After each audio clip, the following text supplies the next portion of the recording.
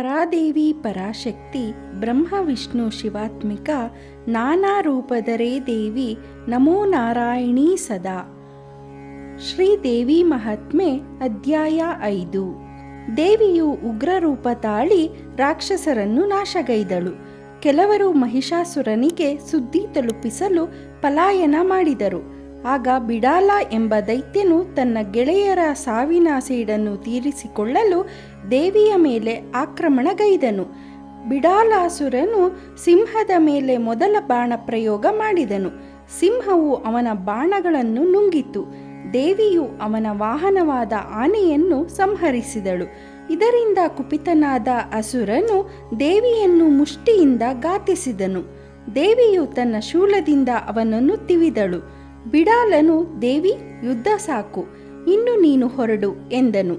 ದೇವಿಯು ತನ್ನ ಪ್ರತಿಜ್ಞೆ ಇನ್ನೂ ಪೂರ್ಣವಾಗಿಲ್ಲ, ಮಹಿಷಾಸುರನ ಸಂಹಾರದ ನಂತರವೇ ನನ್ನ ಕಾರ್ಯ ಮುಗಿಯುತ್ತದೆ, ನಾನು ಮಹಿಷನ ಕುಲವನ್ನೇ ನಾಶಗೊಳಿಸುವೆ ಎಂದು ನುಡಿದಳು.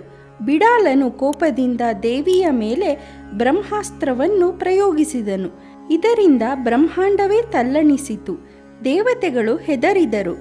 ಅಷ್ಟದಿಕ್ಪಾಲಕರ ಪಟ್ಟಣಗಳು ನಾಶವಾದವು. ಸಾಗರವು ಅಲ್ಲೋಲ ಕಲ್ಲೋಲವಾಯಿತು. ಸಾಗರಗಳು ಬತ್ತಿ ಹೋದವು. ಬ್ರಹ್ಮಾಸ್ತ್ರದ ತೇಜಸ್ಸಿಗೆ ಸಿಲುಕಿ ಗಾಳಿ ಸ್ತಬ್ಧವಾಯಿತು. ಆಗ ಕರುಣಾಕರಳಾದ ದೇವಿಯು ಬ್ರಹ್ಮಾಸ್ತ್ರವನ್ನು ತನ್ನ ತೋಳಬಂದಿಯಾಗಿ ತೊಟ್ಟಳು. ಬಿಡಾಲನು ಮತ್ತೆ ಮುಷ್ಟಿಯುದ್ಧವನ್ನು ಆರಂಭಿಸಿದನು. ದೇವಿಯು ಇನ್ನು ಈ ದೈತ್ಯನನ್ನು ಬಿಡಬಾರದು ಎಂದೆಣಿಸಿ ತ್ರಿಶೂಲದಿಂದ ಅವನ ಎದೆಯನ್ನು ಬಗೆದು ಕೊಂದಳು. ಉಳಿದ ರಾಕ್ಷಸರನ್ನು ಕ್ಷಣಾರ್ಧದಲ್ಲಿ ದೇವಿಯು ಕೊಂದು ಹಾಕಿದಳು.